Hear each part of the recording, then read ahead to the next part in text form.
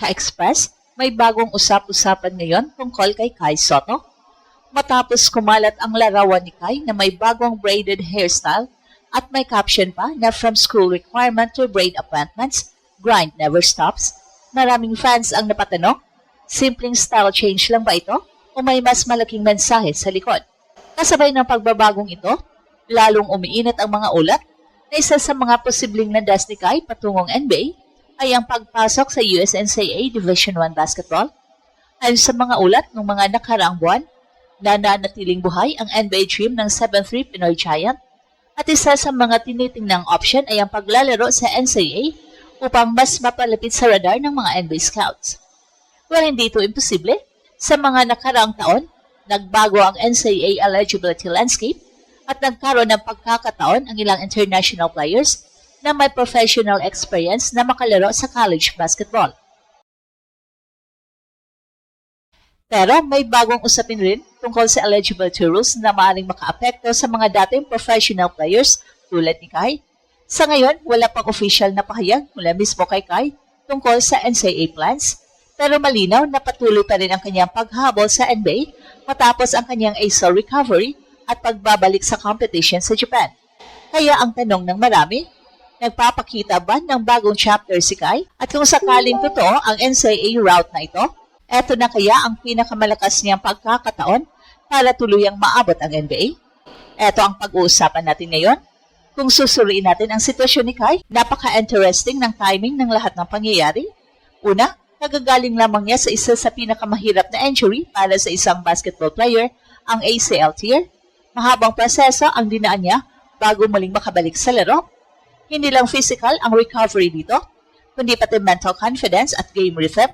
Kaya para sa marami, malaking panalo na ang simpleng pagbabalik niya sa professional basketball.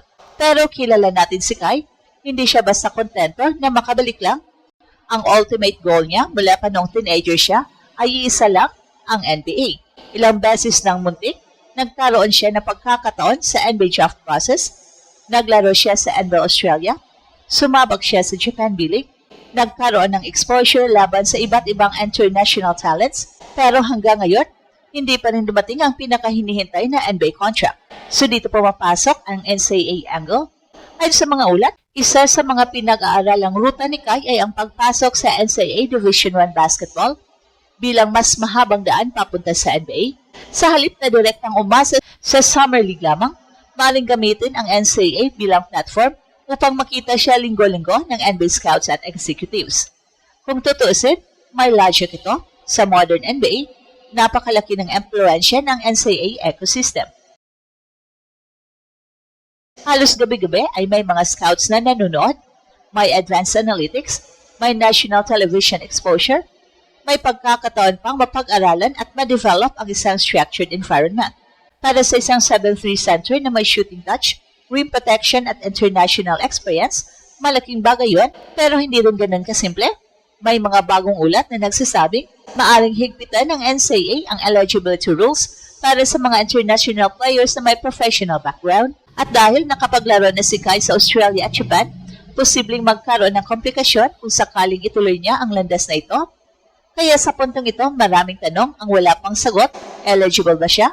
May paaralan bang handang kunin siya? May konkretong offer na ba? O isa pa lamang itong option na pinag-aaralan ng kanyang kampo? At habang wala pang official na announcement, nananatiling spekulasyon ang karamihan ng mga usapan.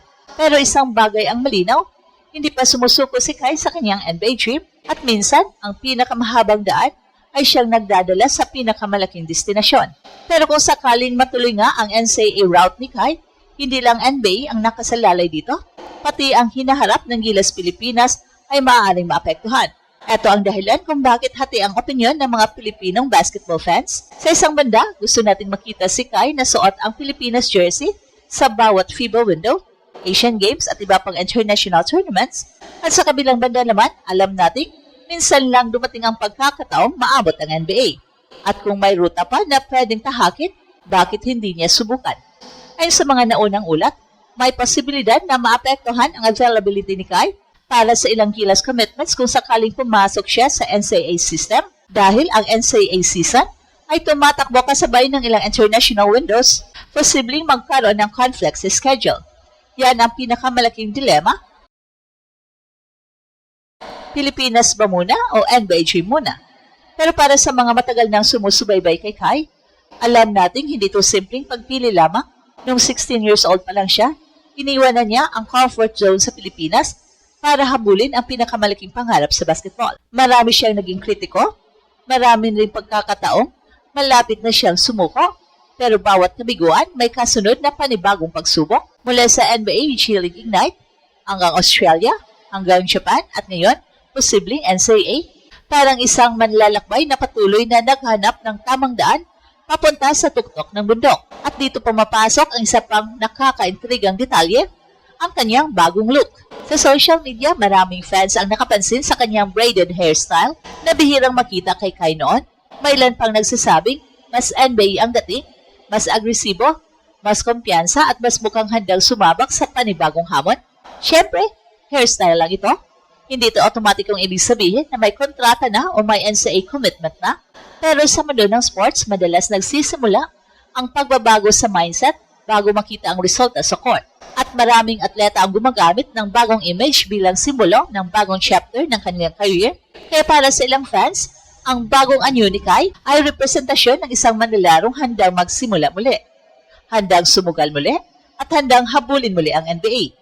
Sa ngayon, wala pang konfirmasyon kung NCAA nga ba ang susunod niyang destinasyon. Wala pang school announcement, wala pang formal commitment, pero habang patuloy ang mga usapan, isang bagay ang hindi nagbabago, buhay na buhay pa rin ang NBA dream ni Kai.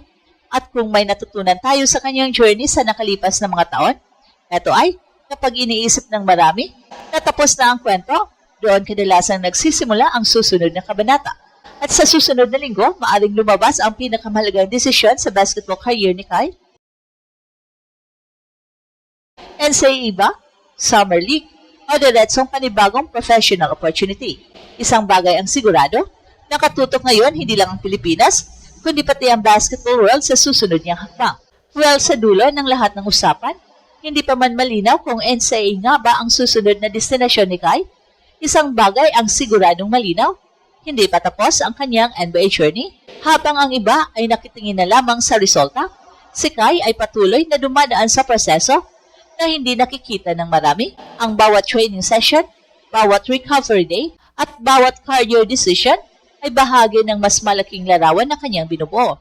At kung totoo mang NCAA ang susunod na hakbang, ito ay isang matapang pero makatwilang desisyon para mas mapalapit sa NBA scouts at organizations.